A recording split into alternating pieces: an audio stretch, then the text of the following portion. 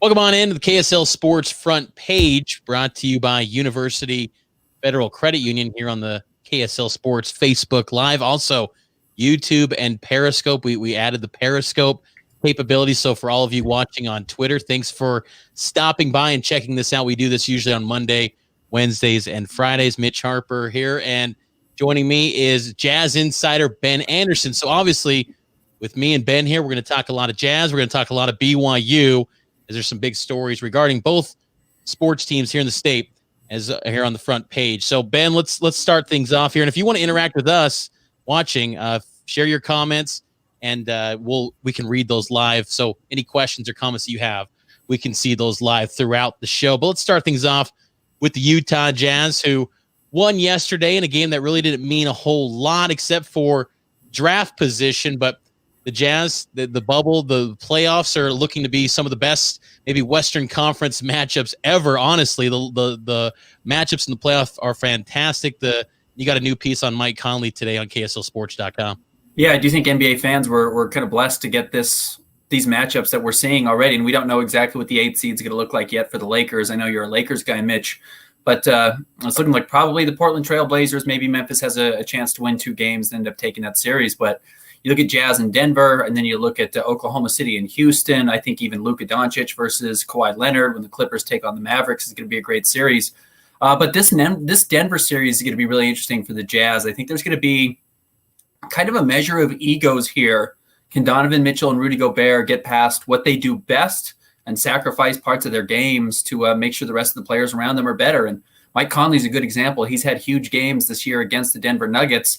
And he does it because Denver really likes to put their best defender on Donovan Mitchell, which makes sense. He's a premier scorer.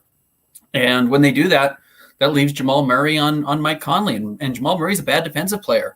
So Donovan Mitchell might need to be a point guard and say, I'm willing to pass. I'm willing to give up the ball. I don't need to average 20 points per game. But Mike Conley will do it. And Jordan Clarkson's certainly going to do it. And if Donovan Mitchell's willing to do that, I think the Jazz can win this series.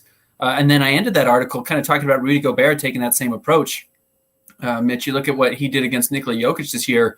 Jokic is a star. I mean, he's just absolutely fabulous, and so is Rudy Gobert. Rudy can't get into his own head about this being a one-on-one matchup. He can't think that he's got to beat Nikola Jokic every possession for the Jazz to win this series. He's got to be willing to be the team guy, make the right play, and if the Jazz do that, it's going to be their supporting cast that wins this series. I'm curious, Ben. What do you feel would constitute success? Is it required for the Jazz to win at least one series to show progress as a franchise? Because where the expectations were last summer to where it's at now, I mean, where do you feel progress can be had in this playoffs? Did they have to win at least one series? I think that's a good measuring stick. I don't think you can look at the Jazz losing a series, even though they've lost Bojan Bogdanovic, and feel like, hey, this was a good year. You got out and spent all this money and gave up all these assets and pieces to go and get a guy like Mike Conley and get Bojan Bogdanovic. If you don't then in turn show progress from last year in the playoffs, that's a bad sign. And I get it. Bojan's hurt. It's been a weird season. Guys have been in and out of the lineup. Right now you're playing in a bubble. You don't have home court advantage. I get it, honestly. But you spent $100 million this offseason, or you made a $100 million investment in guys to win now. You gave up a bunch of draft picks. You've got to win. You've got to find a way to beat a team like Denver, who Denver's good. They don't have 2 all-stars right now like the Jazz do, and maybe Michael Porter Jr. in the future is that guy, or Jamal Murray makes an all-star team. But right now, you've got the 2 all-stars. You've got Mike Conley. You've got Jordan Clarkson, who you went and traded Dante Exum for. You got to win now, and I think that's a fair expectation to put on the Jazz, and it's probably one they have for themselves. One of the interesting aspects to last night's victory for the Jazz over the Spurs was the draft position gets impacted. What are we looking at in terms of where the Jazz are going to end up as far as their draft range now, or for that first round pick coming up in the 2020 draft? Yeah, so if the Jazz had lost, they could have guaranteed themselves the 20th pick in the draft coming up this year, which 20th pick is fine. It's a pretty good pick, actually, in the second half of the first round. I think you're happy with that if you could have gotten it. They won. Now the problem is they enter into all these different tiebreakers, Mitch, and we know how those can be. So they fall to 21 currently. Well, technically they're sitting at 20 right now. Miami and Indiana, I've actually got that game on right now, is going on. There's about 20 seconds left in the third quarter, and Indiana's leading that one. Whoever wins this game will fall behind the Jazz to the 22nd pick. Whoever wins will jump up to the 20th pick.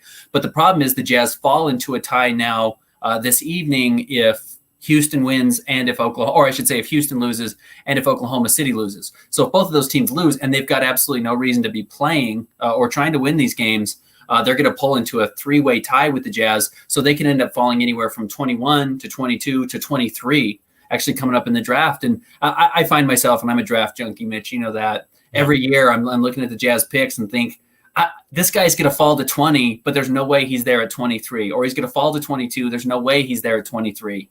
And Kevin Huerter with the Atlanta Hawks, I think, is a good example of that, of a guy who the Jazz really wanted and just wasn't going to be there by the time they were picking. So these spots do matter. It's impactful. It may not end up being a huge drop if the Jazz win some tiebreakers, though, and sit at 21. Yeah, I love the draft. I'm excited to see, all the potential names and how this process is going to actually play out after we see the bubble, which last night, the bubble games outside of the Jazz Spurs, NBA fans were given a fantastic day of games as everyone was kind of competing for that playing game. It truly has been a win, this whole bubble restart. The lack of positive COVID-19 tests has been fantastic. It truly just feels like it's been a huge success for the NBA thus far. Yeah, Mitch, and I'll just pull up the scores yesterday and look at them, and we can go back and do this as long as we want. And, I mean, most of these games didn't really matter yesterday, but Washington-Boston, 96-90, that was a close game. You talked about the Portland game that was absolutely incredible, 134 to 133. Orlando-New Orleans, 133 to 127. I mean, the Jazz game was close. We're talking about games that are getting decided in the final seconds, not the final minutes, but the final seconds. I go back to Wednesday.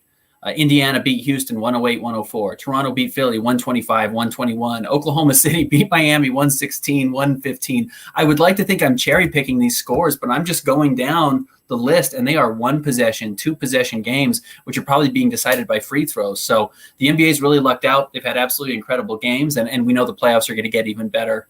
Donovan Mitchell hinted at that as well. I've talked about it. You can find it on my Instagram page at Ben's Hoops. I'm trying to put up my Jazz Notes 1-minute stories every day. You can find those as well if you want to keep up and kind of get a quick update on the Jazz. That's certainly a good way to do it. You can also find it on KSL News Radio.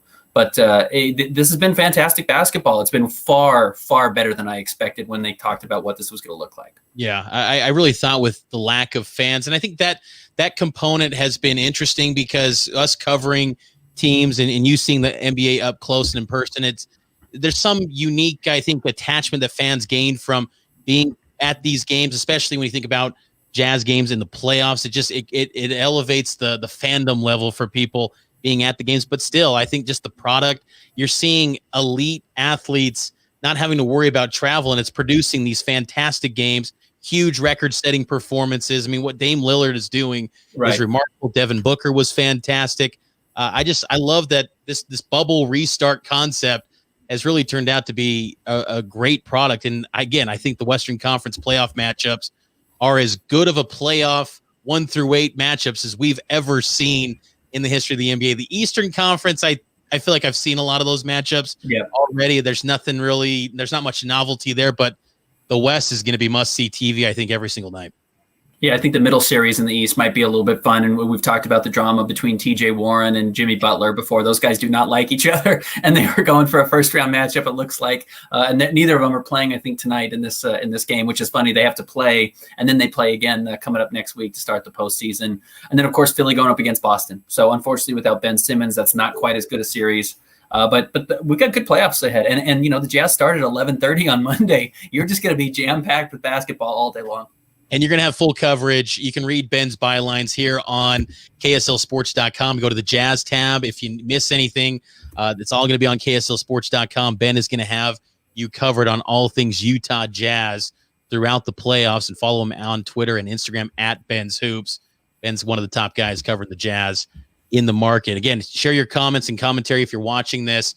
Any questions you have, we'll get to those here on the show. Also, we're discussing today BYU football. I got to commend the Cougars. They're the last man standing out west. And in college football, the Pac-12, gone. Mountain West Conference, gone. BYU still trying to give it a go and piece together a 2020 football schedule. They added the Troy Trojans yesterday onto the schedule. So now BYU has 4 games on their 2020 football schedule. I mean, Ben, what do you make of what BYU is trying to do here amid a pandemic where everyone else is shutting down? BYU still trying to do this thing. I guess it's the nice thing about being unattached and being independent and being able to make those decisions is if you can get a Navy who wants to play you, you can get a Troy who wants to play you, you can get a Houston who's willing to play. You'll take all those things as long as those games can stay scheduled. And of course, I think that becomes the big question, Mitch. And I'm curious if you've had any inclination of what that looks like.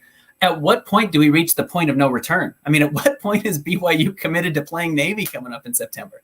Yeah, I think that BYU is all in on playing the midshipmen. I think couple things that help, I think, this situation for that game to potentially be played is you're talking about two universities that are private. They don't have to release much to the public, so they can kind of manage their situations. And Navy kind of feels like they already have a bubble with the government lockdown in place with their campus, so there's not many people going in and leaving. So it's kind of a controlled environment already. I think BYU and Navy at a minimum will be played. I feel pretty optimistic about that game. And now anything after that, I think all bets are off. The Troy Trojans, I think BYU bringing them out here from cross country and Alabama has been a hot spot. The whole Southeast, the teams that are wanting to play, ironically enough, are the spots where there's probably the most cases as of late since Memorial Day. So that's kind of interesting to see and follow this. But BYU has been calling anyone and everyone. I think one of the tricky parts, though, for BYU with scheduling, because I think a lot of fans throw out, hey, plug in an Army, plug in a Marshall, plug in just all these random teams. The issue is that even though these teams would probably like to play a BYU, they're going to want something in return, maybe a home game. As you saw with the Troy series, BYU is making a trip to Troy. Now, for college football junkies out there, fine. Troy's a decent program, but for the casual fan, you're going, why are you making a trip to Alabama to play Troy? You're BYU. So I think that's the challenge that BYU is trying to sort through, is that they would love just some one and dones and call it a day amid this pandemic. But these teams know that BYU is a lot more desperate than them. So they want something in return. And BYU is not just going to add anyone to add, just add a game. So it's tricky because they want a season at all costs, as long as it's safe. But at the same time, they don't want to make all these trips to Sun Belt and Conference USA teams in the 2025, 2026 seasons. They want to still keep those dates open for potential Power 5 teams down the road. Can I answer really quickly? We have Andrew on the comments asking a question about Mike Conley and what his status looks like for the Jazz. His wife is pregnant and is due to give birth at the end of the month. So Mike Conley was planning on leaving the bubble. He can do that, attend to his child's birth. It'll be his third child. And then he can come back. And there's been a couple of different ways this has been approached. If he's not testing, if he's not staying with the Jazz, if he's not kind of in a quarantined area, it could be as much as 8 to 10 days to come back before he's allowed with the Jazz, which could be the entire second round series if they get there. But if he's able to go out there, feel like he can stay in a quarantine environment, show that he's got negative tests the entire time he's gone, he can come back and get on the floor relatively quickly. That's what Giannis Antetokounmpo did. He had tooth surgery, oral surgery, and went and had that done, and then was able to come back and is going to be able to play quickly. So there are some different rules with that. I'm sure the Jazz would try and work it out to get him back on the floor as quickly as possible. Thanks for the question, Andrew. That's what we're talking about, folks. Again, interact with us. Happy to share any answers or answer your questions that you have out there on Facebook, YouTube, Periscope. Make sure to subscribe to these pages so then you can get notifications when we go on with these broadcasts. Sam Farnsworth writes in, Mitch, Ben, would BYU be satisfied with just 4 games this fall? Thanks for the question, Sam. Nice work, by the way, on the high school football coverage last night, Sam. Good stuff there. Would BYU be satisfied? I don't think so. I expect some more games to be added here in the short term. I think Army's going to be added to the schedule. At BYU, they have a huge respect for those military programs. So I expect Army, with them being an independent, having their schedule ravaged like BYU's was due to these conference-only schedules, I expect the Black Knights to appear on the schedule. But I think anything beyond maybe 5 or 6 games scheduled, BYU might just kind of keep it open and see what maybe plays out the rest of the year and see if other dates open up and then teams kind of maybe add games on the fly. I think all bets are off in terms of anything else being scheduled. But I expect 1 or 2 more games. What would you say, Ben? Yeah, I think that's probably fair, and I think you're right. If you've got this machine up and running and your players are together and you feel like you've got testing in a safe manner and a competent manner, schedule 6 games, try and have those spread out, but have open dates on the back half of your schedule where you feel confident. If there's a team that says, hey, we want to play they can't play, but we've been playing. You know, their first scheduled opponent isn't able to go anymore. BYU isn't a great opportunity, and it certainly follows what Tom Holmoe has always said, which is anybody, anywhere. You know, that's always been what BYU has been willing to preach, and they're willing to go out there and play that. And no better time to show it right now that they can move. They certainly have the financial ability to do that, to kind of allocate these assets to set up and fly out or fly somebody in and play these games, and having the independent relationship with ESPN also makes it possible. And we know the worldwide leader in sports, Mitch, is going to be very, very thirsty and happy to have any college football they can get. Yeah, that's one of the things that was interesting yesterday about BYU's scheduling announcement with Troy, is that it's going to be on an ESPN network. Usually BYU and Troy would have probably been maybe BYU TV or ESPNU. It's probably going to get ESPN or ESPN2 treatment just because there's not much inventory. And there's been reports out there today that the NFL won't take Saturday TV slots if there's any sort of college football played this year. So that means if, 50, 60 college football teams, BYU craves exposure like any other program would. BYU is going to get great exposure opportunities if they can piece together some more games. And I expect that they will. Tom Holmoe has been, working the phones a lot the last few weeks, and he's going to get some games. And before we go out, though, Ben, I wanted to touch on one more thing with BYU camp. They've concluded week 2 of camp, and when you talk BYU football, the quarterbacks are always a big topic. Do we have a battle? Do we have a quarterback battle? That's the thing. I asked Aaron Roderick earlier this week how the reps are being distributed, and he said it's even between Zach Wilson, Baylor Romney, and Jaron Hall. Personally, I think I think that is truly happening through first couple practices, but I think it's going to start to sort itself out now after the scrimmage number 2 concluded. Like Zach Wilson's going to rise to the top. What would you say? Yeah, I mean, Zach Wilson's been the guy, and he's had so much success. And look, he's had issues with injuries, and he wasn't as good last year as I think a lot of BYU fans were hoping. He didn't quite make that leap in his sophomore season that I think is usually anticipated and probably over-anticipated by a lot of people. He's still young. He's still an underclassman, and that's a big jump to have to make. But he was fantastic as a freshman, and he certainly kind of put that on his shoulders that he could take that next step. So I can't imagine he wouldn't win the starting job and wouldn't be the guy. Is Romney really in competition for the backup, though, Mitch? I mean, looking at BYU's history, you're going to probably get to the backup at some point here, or is that Hall's job? I think Romney could be the number 2 guy. I feel like it's a lot closer than I even expected going into camp. That I thought Jaron Hall, foregone conclusion, he's the number 2 guy. But when you really look at the number of reps that Baylor Romney got, it was far greater than that of Jaron Hall last year. And Baylor gave BYU one of their best wins last year, defeating an undefeated Boise State team who BYU had not defeated in Kalani Sitake's tenure, and that includes year with Taysom Hill at quarterback. So you got to give Baylor Romney some credit there. I think with him, though, it's a byproduct a little bit of you kind of know who he is to an extent. Now, maybe he's improved and he's coming back from the foot injury, whereas I think Zach Wilson still got that potential. And that's a term that